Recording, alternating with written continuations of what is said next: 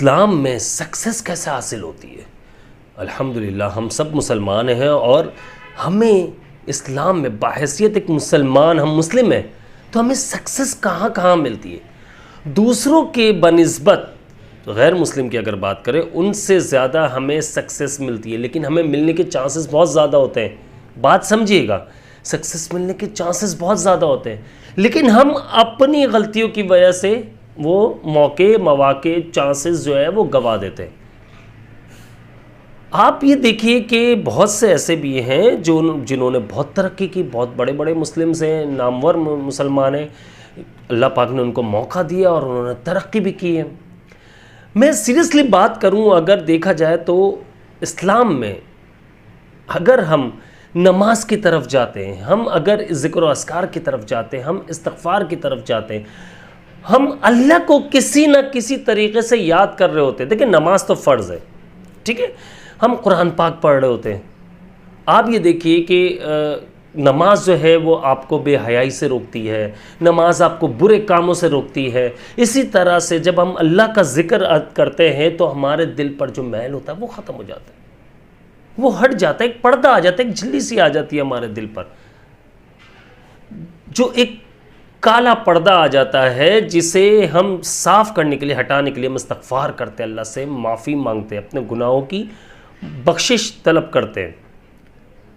लेकिन देखें बाज़ औक़ात ये होता है कि मैं आपको जो समझाना चाह रहा हूँ वो समझिएगा कि हम ये कहते हैं कि यार मुसलमान इस दौर में पीछे हो रहा है।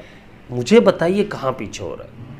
अब वो बंदा पीछे हो रहा है जो इस वक्त मेहनत नहीं कर रहा, आगे बढ़ने की जस्तजू नहीं कर रहा। आप बड़े बड़े नामवर जो है, आप चाहे मुफ्ती कराम ले ले, उलमा कराम ले ले, आप देखिए अल्लाह पाक ने उनको कितनी सक्सेस दी है, अल्लाह पाक ने कितनी तरक्की दी है।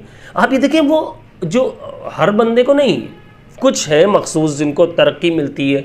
अब इसी तरह देखिए 100 में से 100 तो सर, जो 100 में से 100 तो लोग कामयाब नहीं होते कभी भी, उसमें से देखा जाए तो 10-20% जो है वो कामयाब होते हैं, 80% नहीं। क्यों? वो अपनी सुस्ती और काहली की वजह से पीछे रह जाते हैं।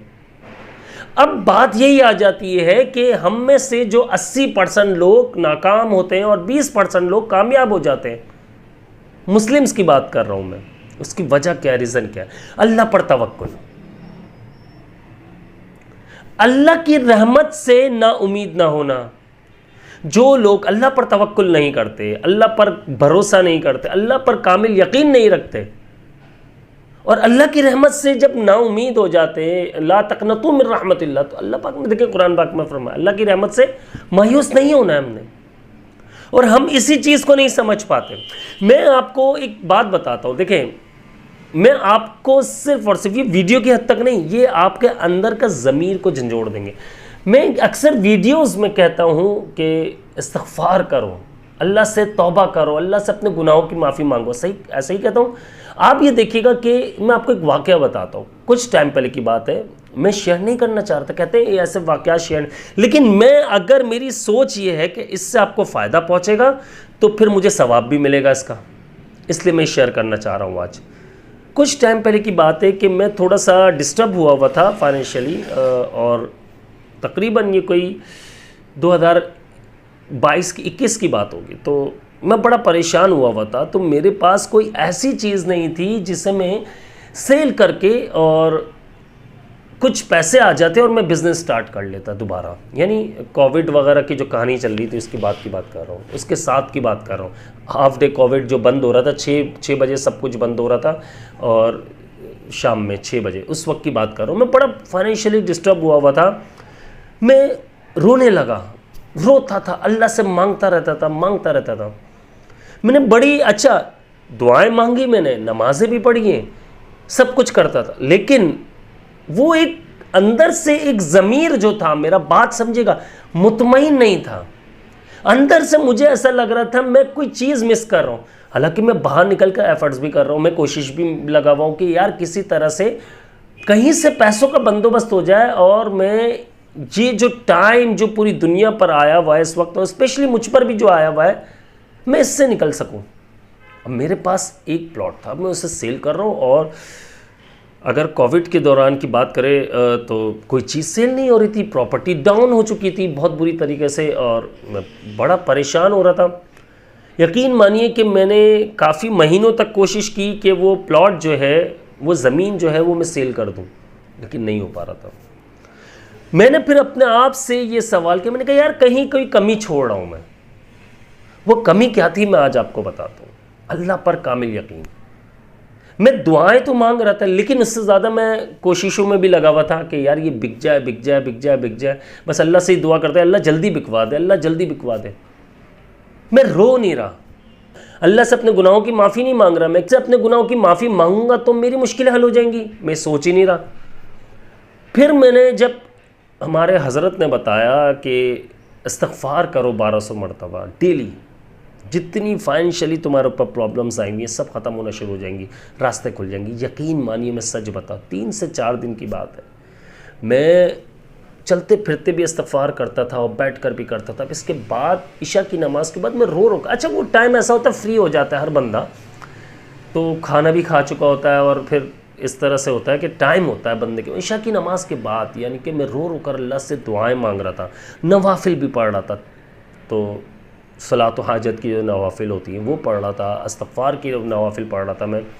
अब फिर इस्तग़फ़ार 1200 मरतबा पढ़ता मैं, उसके बाद खूब रो कर दुआ करता।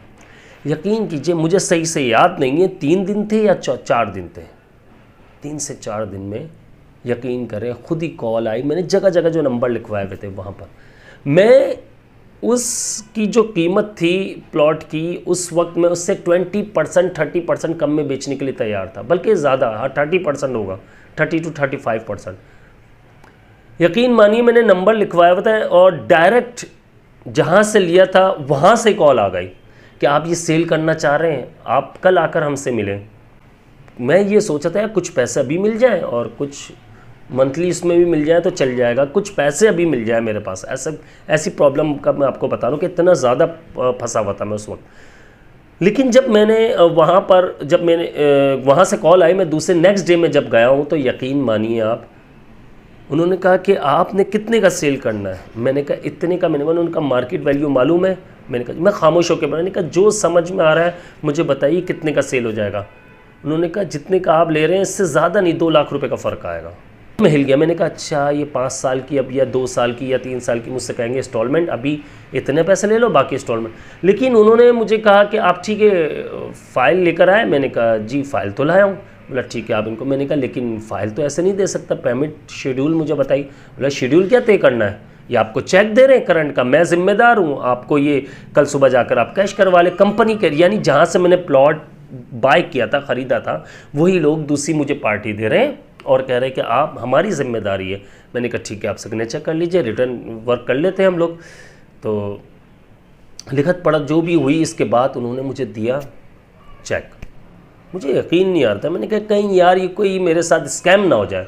लेकिन नेक्स्ट डे एक बैंक है पाकिस्तानी मिज़ान बैंक की बात कर रहा हूँ मैं, वहाँ से जाकर मैंने जब वो कैश करवाया तो मैं ख़ुद परेशान हो गया। मैंने घर आकर अपनी वाइफ को बताया, मैंने कहा यार हज़रत ने हमारे बताया था इस्तग़फ़ार करो और रो रो कर बच्चों की तरह फूट फूट कर दुआ करना।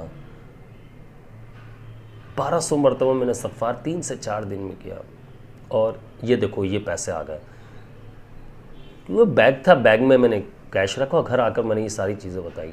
उस दिन से मुझे बड़ा बिलीव हो गया यार, बड़ा यकीन। मैं यकीन तो पहले, लेकिन कहीं ना कहीं कुछ ना कुछ कहते हैं ना बंदा, हर बंदा मिस करता है। उस दिन के बाद से मुझे पता चला कि यार अगर मैं लोगों को बताना शुरू कर दूँ इस्तग़फ़ार के बारे में तो कितने बेनिफिट्स मिल सकते हैं उनको, कितनी प्रॉब्लम्स। लेकिन फिर वो कहूँगा बच्चों की तरह फूट फूट कर रो अल्लाह के आगे, बच्चों की तरह रो, मांगो, गिड़गिड़ाओ।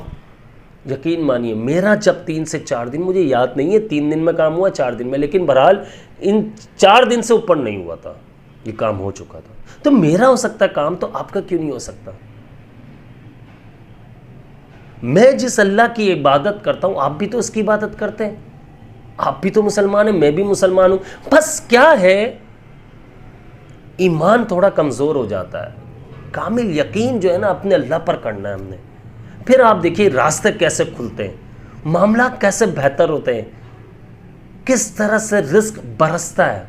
बात कर रहा हूँ ये सक्सेस इन इस्लाम के ऊपर मैं, कि यार इस्लाम में हमें कामयाबी मिलती है, बहुत ज़्यादा मिलती है। दूसरों के गैर मुस्लिम की बनिस्बत हम देखें तो हमें कामयाबी ज़्यादा मिलती है। अल्लाह ताला हमसे ज़्यादा मोहब्बत करता है। हम हज़रत मोहम्मद मुस्तफ़ा सल्लल्लाहु अलैहि वसल्लम के उम्मती हैं, तो अल्लाह पाक हमें बहुत पसंद करता है। लेकिन हमें उसके लिए आगे बढ़ना है, पहले हमें एक स्टेप उठाना है, हमें रोना है, गिड़गिड़ाना है अपने अल्लाह के आगे, माफ़ी मांगनी है अपने गुनाहों की, और कोशिश करना है कि आइंदा भी गुनाहों से बचे। फिर आप देखें कैसे काम बनते हैं, करके देखें इंशाल्लाह। अल्लाह ने चाहा, मेरी दुआ है आप लोगों का भी 3 से 4 दिन में, बल्कि इससे पहले ही काम बन जाए। मेरी भी अल्लाह ताला से दुआ है कि अल्लाह पाक हम सब के मसले मसाइल, बीमारियां, परेशानी सब दूर कर दे अल्लाह पाक खैर और आफ़ियत के साथ। मुझे अपनी ख़ास दुआओं में याद रखिएगा। मैं हूँ आप सबका भाई अब्दुल्ला बिन हमीद। अस्सलामु अलैकुम व रहमतुल्लाह।